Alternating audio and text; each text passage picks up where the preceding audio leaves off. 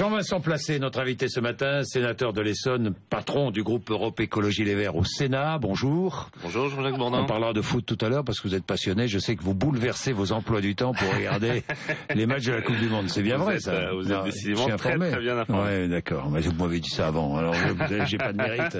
Bon, on en discutait une minute avant. Vous m'avez dit que vous aviez rendez-vous lundi. Non, arrêtez. Non, mais je dis tout. Vous avez causé plus de problèmes qu'autre chose. France Nigeria lundi à 18h. C'est ça mon agenda. Bon, on va reparler de foot, mais soyons sérieux. Enfin, sérieux, le foot c'est sérieux, mais enfin, il y a plus sérieux, c'est le chômage. Bien sûr. Ces chiffres sont, encore une fois, très mauvais. Très mauvais. Ils continuent à être très mauvais. Est-ce que vous voyez le retournement, vous ? Non, je ne vois pas le retournement. Je pense que nous sommes dans une situation très difficile et qui est loin d'être conjoncturelle.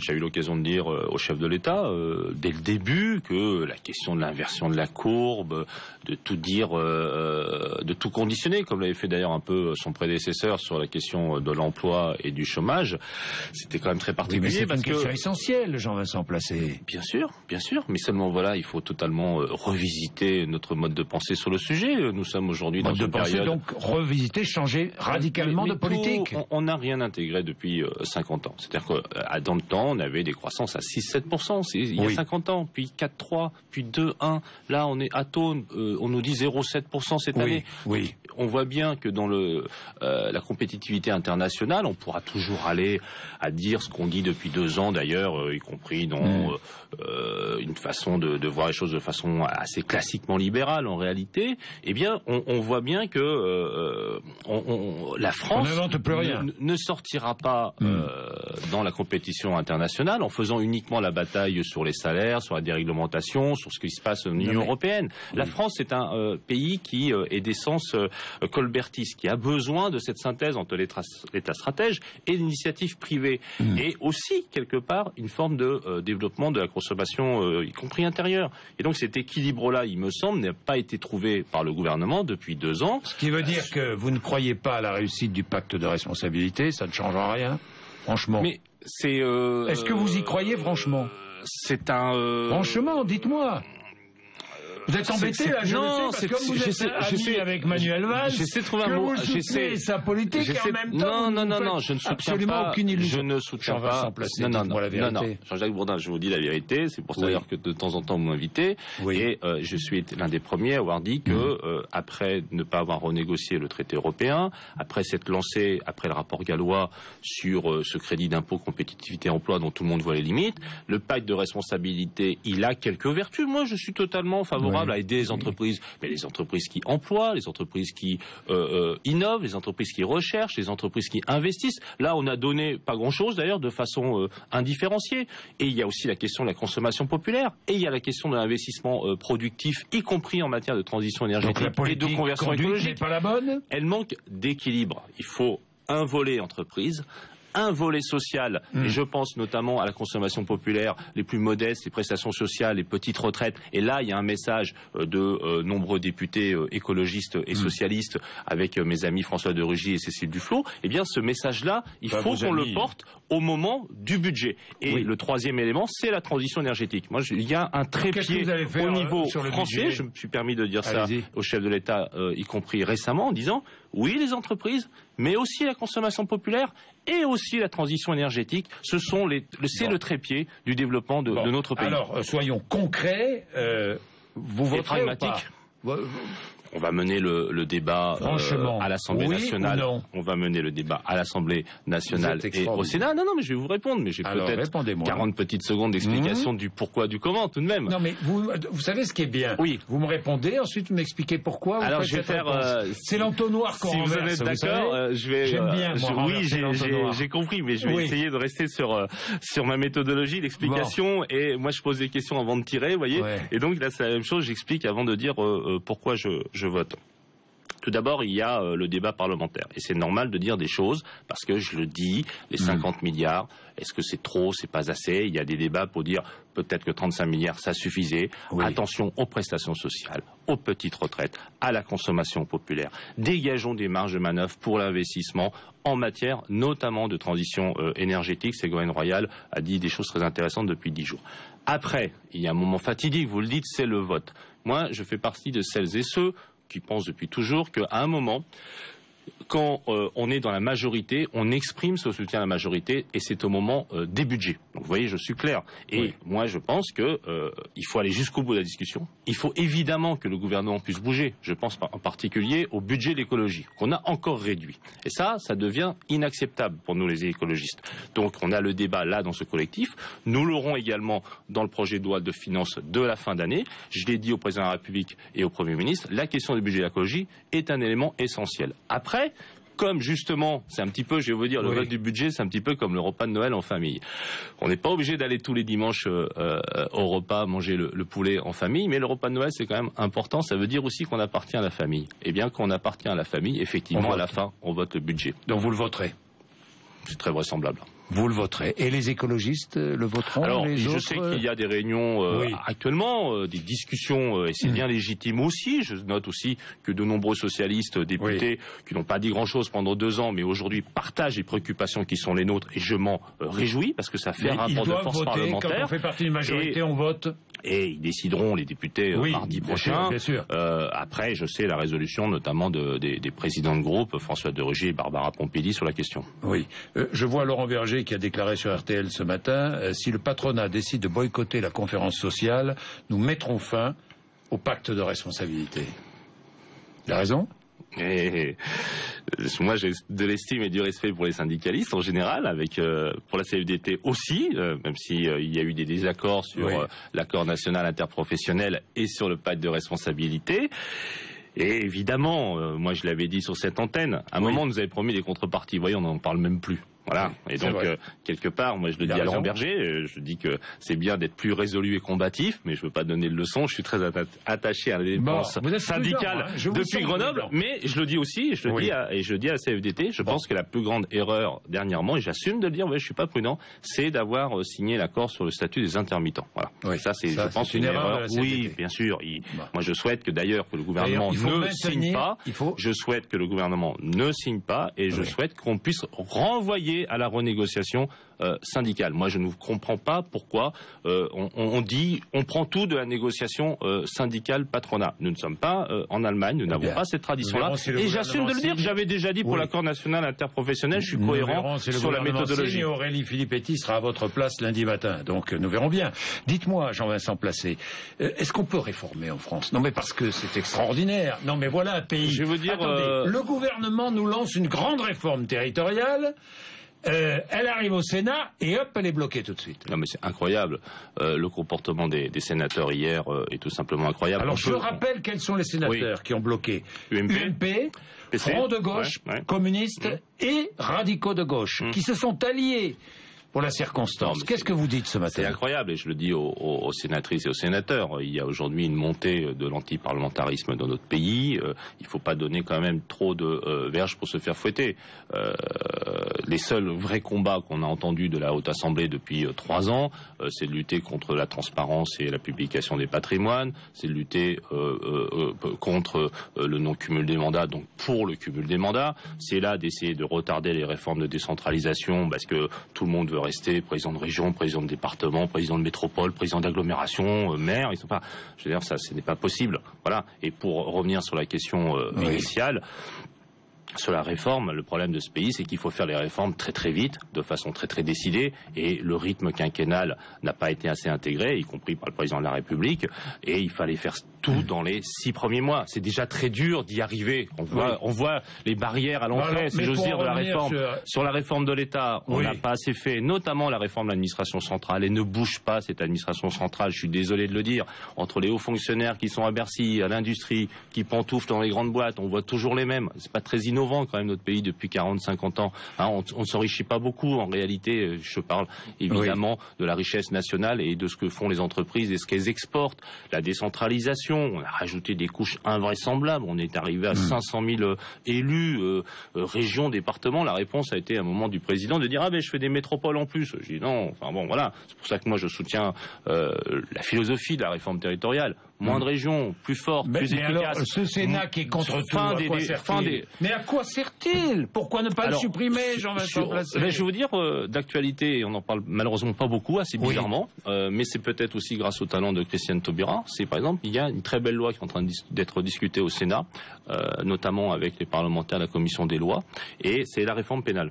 Et cette réforme pénale, je peux vous dire qu'elle est extrêmement enrichie au Sénat. Nous avons avec Jean-Pierre Sueur, Jean-Pierre Michel et ma collègue Esther Benbassa des élus remarquables qui connaissent très très bien ce sujet et qui sont très importants. Parce que le débat sur la prison, c'est un vrai sujet de société. C'est un vrai sujet. Parce que quand on met des gens en prison massivement, on ne résout pas les problèmes. Mais les débats de société, c'est une chose. C'est pas rien. Non, c'est pas rien quand même. Hein. On est d'accord. Enfin, les réformes économiques, les réformes environnementales, c'est essentiel. Les réformes institutionnelles. Si vous voulez qu'on me... Mais non, mais le Sénat met des freins. Donc à quoi servez-vous ? Moi, je pense que dans les institutions, il faut qu'évidemment la Ve République étant ce qu'elle est, moi je suis pour la 6e et je pourrais vous faire un long développement sur tout ce qu'il faut changer. Et quelque part, la façon dont l'exécutif agit depuis 2 ans démontre que la Ve République est totalement à bout de souffle. Et ça sera un des enjeux de la prochaine présidentielle, à mon avis. Je vais en parler. Mais je vous dis, réforme de l'État, décentralisation. Il fallait évidemment faire une réforme fiscale plus approfondie et une relation avec l'Europe plus combative et plus volontaire. Voilà ce qui a été raté les 2 premières années. Et je peux vous dire que là, l'année qui vient pour le président, pour la majorité, pour la France tout simplement, elle est cruciale. Nous sommes dans un moment où les gens, on en ras-le-bol effectivement des politiques, parce qu'on a parlé du foot un peu avant, on a parlé aussi de cela. Et on arrive à un moment, il faut quand même qu'on démontre notre utilité. Et bien l'utilité dans ce pays, c'est de réformer. Alors je vais aller jusqu'au bout des choses. Je vais vous dire, à un moment, vu le niveau d'impopularité, on ne risque plus grand-chose à réformer. Donc vous dites à François Hollande ce matin, il faut y aller. Bien sûr, parce je le dis depuis 2 ans. Il est mort. Depuis 2 ans. Il est mort politiquement s'il n'y va pas. On est allé dans le cabotage, dans la godille, un pas en avant, un pas de côté, 3 pas derrière. Ça veut dire que la candidature de François Hollande ne s'impose pas en 2017 ? Je me suis exprimé dans un hebdomadaire la semaine dernière, le Nouvel Observateur, pour ne pas le nommer, et j'ai dit que dans la situation à laquelle nous sommes, qui n'est pas évidente d'ailleurs, parce que évidemment, par exemple, vous pourriez me dire, mais quand même, il n'y a pas grand-chose de positif dans ce que vous avez dit. En effet, il n'y a pas grand-chose de positif. Et je souhaite un lourd changement de cap, une très forte inflexion de la politique économique, sociale et écologique du gouvernement. Après qu'on a dit ça, regardons la situation du pays. La droite, le centre, une image déplorable de toute la classe politique, le danger du Front National, le danger donc de l'émiettement, eh bien, sur un projet, sur une vraie réflexion de fond, il faut avoir le sens de l'unité et du rassemblement. Déjà du pays, mais commençons déjà pour nous par la gauche et les écologistes. Donc vous dites... Et comme, vous allez me dire, on est dans la politique fiction, et si on résout des problèmes des Français, mais moi je ne fuis pas les questions, vous le savez. À terme, oui, il faut que nous ayons une primaire de la gauche et les écologistes et un candidat commun pour l'élection présidentielle. Pas de candidat écologiste. Ce n'est pas d'ailleurs... Pas de candidat écologiste à la prochaine présidentielle. Je pense qu'on a démontré la dernière fois, et le coup d'avant, que notre candidature ne portait que peu d'intérêt pour les Françaises et les Français. Donc pas de candidat. 1,5 Dominique Voynet en 2007, 2,2 Eva Joly là. Je suis pas sûr que, comme on dit un peu trivialement dans les partis politiques, se recompter va nous apporter quoi que ce soit. Donc pas de candidat, pas de candidat, dites-le-moi si vous le pensez. Je le dis très clairement, je dis pas de candidature écologiste la prochaine fois, une candidature de la gauche et les écologistes, mais attention, ce n'est pas tactique, ce n'est pas une addition de candidats de partis, c'est que ça va nous permettre d'avoir enfin le débat d'une refondation très forte de la gauche et des écologistes autour d'une idée qui me tient à cœur, qui est dite d'ailleurs par un théoricien très intéressant qui s'appelle Éloi Laurent, la question de la social-écologie. La question de la social-écologie, c'est à mon avis le moment politique, philosophique, culturel où on peut revisiter la notion de ce qu'est la gauche aujourd'hui, de ce qu'est la social-démocratie, de ce qu'est l'écologie politique, dans ce temps très difficile. Donc refonder la politique française, ça sera indispensable. Et la prochaine présidentielle... Celui qui a les cartes en main, c'est François Hollande. C'est François Hollande. Est-ce qu'il devra se présenter à la primaire ? Je l'ai toujours dans cette interview du Nouvel Observateur, pour laquelle je fais un peu de publicité, eh bien, ça dépendra de lui. Mais ça, c'est alors quelle réponse ? Non, mais je vais vous dire, il y a ça dépendra de lui. Trois conditions. Il faut qu'il réfléchisse sa politique et sur la question sociale et sur la question écologique. S'il ne le fait pas, il ne sera pas en situation. Voilà, c'est clair. Deuxième sujet, il faut qu'évidemment qu'il réunifie son camp, qui est très morcelé. Aussi bien les socialistes que les radicaux de gauche, on vient d'en parler sur le Sénat, que nous, les écologistes. Donc il faut réunifier ce camp. Pas. Et troisième élément, il faut qu'il renoue à minima une relation avec les Françaises et les Français, mais... qui fasse en sorte que au moins un cinquième d'entre eux ait une certaine estime pour lui. Bon, alors, s'il n'arrive pas à faire conditions. À ces 3 conditions, il ne peut pas se représenter. Ça, il faudra vérifier ces 3 conditions à l'été 2016, en effet. Donc, si ces 3 conditions ne sont pas remplies, il ne se représentera pas, il ne pourra pas. Il fait ce qu'il veut. Oui, non, mais il ne pourra pas. Il fait ce qu'il veut. Vous me demandez des analyses, je fais des analyses. Il ne pourra pas. Vous pensez qu'il ne pourra pas? On verra tout cela à l'été 2016, Jean-Jacques Bourdin. Il ne peut pas y avoir une dissolution de l'Assemblée nationale. Alors moi, je plaide. Vous êtes favorable ou pas? Je plaide pour une grande réforme institutionnelle sur 2 volets. Revalorisation du Parlement, indépendance totale du parquet et de la justice. Oui. Cela fait 2 ans que je le dis, vous voyez, maintenant je suis davantage écouté. Ça veut dire quoi la rénovation du rôle du Parlement? Ça veut dire déjà la mise en place d'une dose importante de proportionnel. Alors on fait quoi? On dissout l'Assemblée nationale avant la fin du quinquennat? Et je pense qu'il faut déjà aller dans cette rénovation de la vie parlementaire. On voit les limites absolues du fait présidentiel et on voit les blocages de la société, à telle fin qu'à la fin, ce sont les exactions des bonnets rouges qui réussissent. Oui, mais d'accord, mais j'essaye de développer quelques idées. Rénovation de la vie parlementaire, la proportionnelle, l'indépendance du parquet et de la justice. On voit l'ensemble des affaires qui discréditent la classe politique. Alors on fait comment? Indépendance du parquet et de la justice. Dissolution de l'Assemblée nationale. Je souhaite qu'on discute, notamment avec les centristes, qui sont attachés à ces questions-là. Ils sont dans leurs histoires de congrès. C'est comme cela. J'ai quand même l'impression que quelqu'un comme Jean-Louis Borloo et je suis très content qu'il aille mieux et je lui souhaite d'ailleurs un plus prompt rétablissement encore. Je pense qu'on peut discuter avec les centristes sur la question institutionnelle, sur la question de décentralisation, sur la question de la justice. Ce sont des choses importantes. Et c'est un rapprochement sur le fond. Nous sommes aujourd'hui dans une situation qui est terrible pour le pays, tant économiquement que politiquement. Moi, je vais vous dire la vérité, comme on essaie de le faire. Jean-Jacques Bourdin, j'ai fait la politique de façon très très classique, sur le plan partidaire, sur le plan du rapport de force, etc., etc. Je me suis fait beaucoup critiquer là-dessus. Bon, mais je croyais que c'était comme ça qu'il fallait faire pour essayer de faire avancer ses idées, arriver aux responsabilités et faire des choses pour les Françaises et les Français. C'est fini tout ça.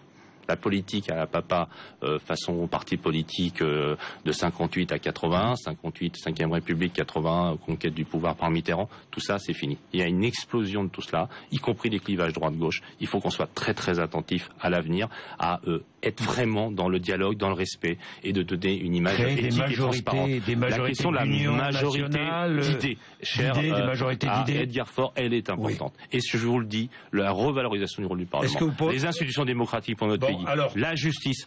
Allons donc aux 2 assemblées. Allons au Congrès l'année prochaine. Le Congrès, vous le savez, c'est Assemblée nationale plus Sénat. Changeons même des éléments liés à la Constitution sur ces sujets-là.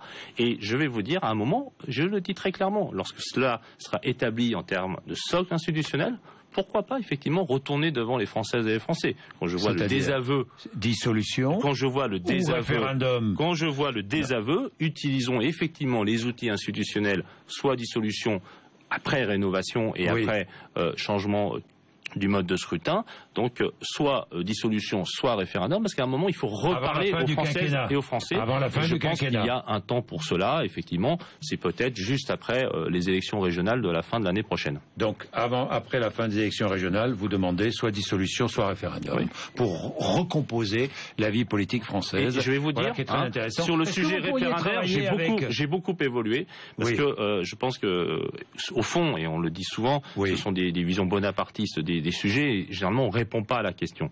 Là, il y a une telle défiance par rapport à nos institutions qui me semble à un moment qu'il faut qu'on retrouve un contact avec les Françaises et les Français sur des sujets auxquels ils sont attachés et où ils souhaitent être davantage entendus. Bien sûr, mais ça c'est très important ce que vous venez de dire. Vous demandez soit une dissolution, soit un référendum sur les institutions. C'est la première fois qu'un homme politique de votre niveau le demande. Ça, effectivement, vous ouvrez une porte. Dernière question sur l'écotaxe, quand même, Jean-Vincent Placé. Vous avez dit le 28 octobre, si le gouvernement cède sur l'écotaxe, il ne faudrait pas qu'il s'étonne qu'il n'ait plus d'autorité sur rien. Oui.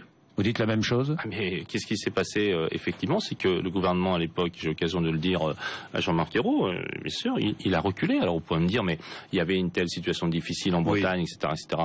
Oui, mais le problème, c'est que quand il y a des manifestations violentes, quand il y a des portiques comme ça qui sont détruits, juste après, on a reculé. Qu'est-ce qui s'est passé après la reculade? On a mis le feu à la sous-préfecture de Quimper et on a vu ce que ça a donné. Et pour celles et ceux qui pensaient, y compris électoralement, pouvoir s'en sortir comme cela en reculant, eh bien on s'aperçoit que c'est plutôt la déroute, parce qu'on recule un coup et puis ensuite c'est la déroute. La question, c'est qu'à un moment, il faut être sur le fond. L'écotaxe, je le rappelle tout le temps, c'était bien pour la Bretagne. C'est toujours bien pour la Bretagne, y compris financièrement. Ça coûtait moins aux Bretons que ça ne retournait de l'argent sur le financement des équipements de transport, y compris routiers. Donc en réalité, c'est une bêtise d'avoir. Mais c'est là où on va l'irrationnel, et je dis aux Bretons qui nous écoutent. Il n'y a pas que les Bretons. Non, mais je le dis parce que c'est là où on va, là où c'est absurde. C'est le gouvernement qu'on on est arrivé à faire aujourd'hui. Jean-Vincent Placé. La reculade était il y a 7-8 mois. Il fallait pas reculer à ce moment-là. À partir du moment où on recule, effectivement, il faut mettre un moment attaqué. Je crois que le gouvernement l'a mis. Il y aura un débat parlementaire. On a réduit la portée de l'écotaxe en maintenant un peu la philosophie. Et puis vous le savez, il y a l'aspect du contrat EcoMove. Mais c'était déjà pas très bon de reculer la dernière fois. On voit ce que c'est que de faire de la politique toujours à vouloir faire plaisir à tout le monde. À vouloir faire plaisir à tout le monde, je vais vous dire, Jean-Jacques Bourdin, à la fin, on ne fait que des mécontents. Merci Jean-Vincent Placé, 8h57. Merci.